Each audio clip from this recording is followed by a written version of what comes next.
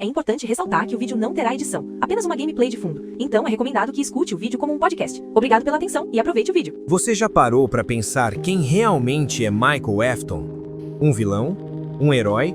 Ou apenas alguém tentando consertar os erros da própria família?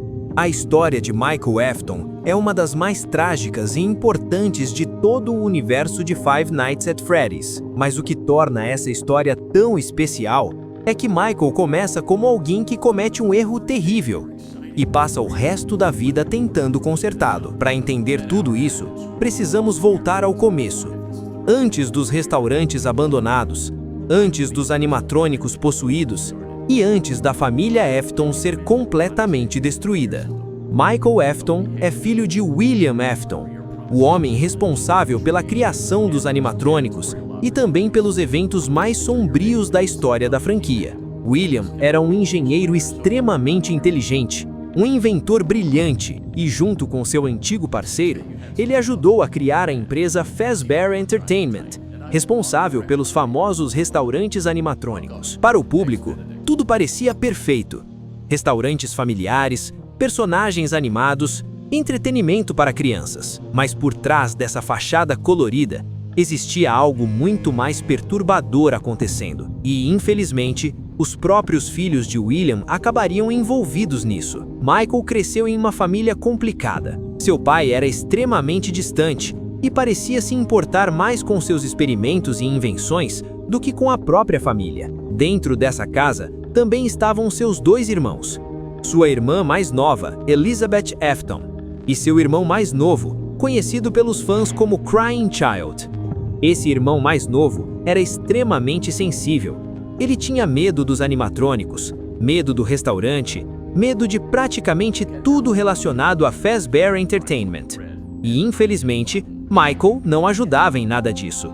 Durante sua infância, Michael não era exatamente um bom irmão. Em Five Nights at Freddy's 4, vemos que ele constantemente assustava o Crying Child. Ele e seus amigos usavam máscaras dos animatrônicos. Eles perseguiam o garoto pela casa, riam dele, zombavam do medo que ele sentia. Para Michael, aquilo era apenas uma brincadeira, algo para se divertir com os amigos.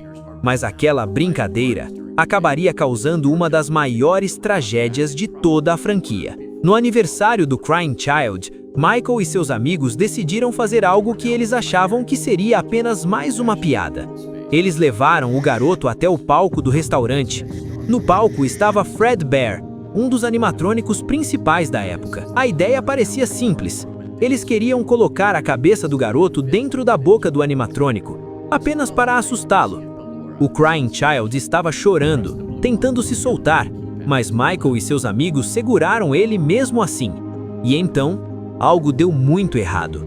Os mecanismos do animatrônico se fecharam, a mandíbula de Fredbear desceu com força, e naquele momento aconteceu o evento que os fãs conhecem como a Mordida de 83. A mordida esmagou a cabeça do garoto. O restaurante entrou em pânico, funcionários correram, as pessoas gritavam, e Michael provavelmente percebeu naquele momento que aquilo não era mais uma brincadeira, era uma tragédia. Pouco tempo depois, o Crying Child morreu no hospital. Esse momento mudou completamente a vida de Michael. Pela primeira vez, ele percebeu o peso das próprias ações.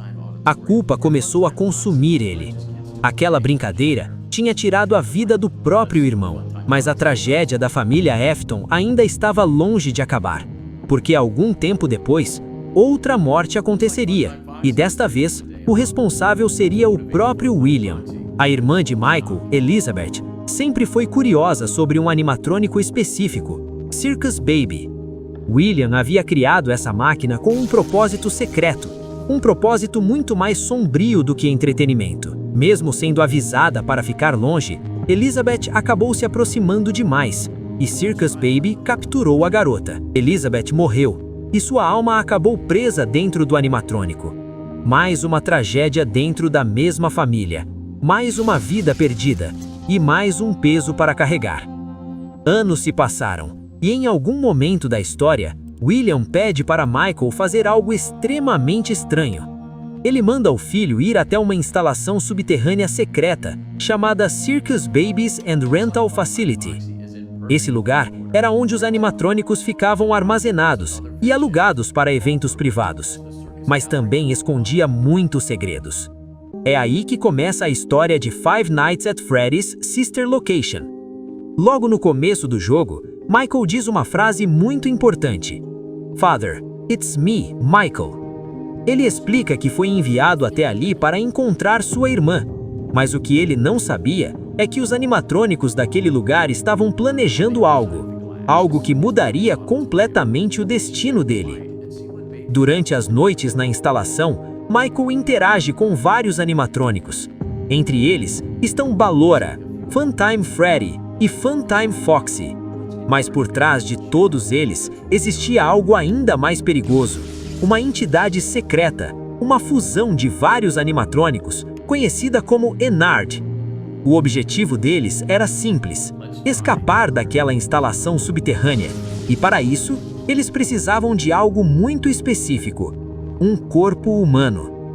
Na última noite, os animatrônicos capturam Michael, e o que acontece a seguir é um dos momentos mais perturbadores de toda a franquia. Eles removem os órgãos internos dele e usam o corpo como um tipo de disfarce.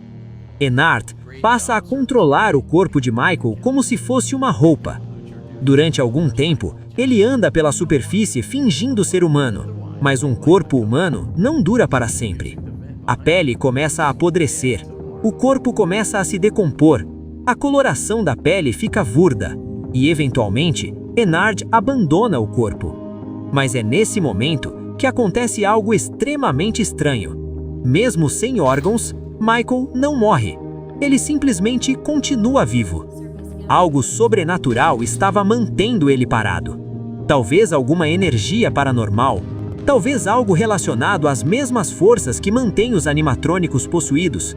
Seja o que for, Michael agora tinha um novo propósito: encontrar seu pai e acabar com tudo. Anos depois, Michael aparece trabalhando como segurança em vários restaurantes da franquia. Muitos fãs acreditam que ele é o protagonista dos primeiros jogos da série, incluindo Five Nights at Freddy's e Five Nights at Freddy's 2, usando identidades falsas como Mike Schmidt. O objetivo dele, provavelmente, era investigar os segredos da Fazbear Entertainment, descobrir o que realmente aconteceu com as crianças e talvez encontrar pistas sobre seu próprio pai. Mas o capítulo final da história de Michael acontece em Fredbear's Pizzeria Simulator. Nesse jogo, um novo restaurante é aberto, mas na verdade, tudo é parte de um plano cuidadosamente preparado por Henry Emily, antigo parceiro de William. Henry reúne todos os animatrônicos possuídos em um único lugar. Entre eles estão Scrap Baby, Molten Freddy e Lefty, e até mesmo o próprio Springtrap, que é o William Afton preso dentro de um traje animatrônico. Michael trabalha nesse restaurante sabendo exatamente o que vai acontecer. Ele sabia que aquilo era uma atrapalha para acabar com tudo, de uma vez por todas. No final do jogo, Henry revela o plano. O prédio inteiro é incendiado. As chamas se espalham pelo restaurante.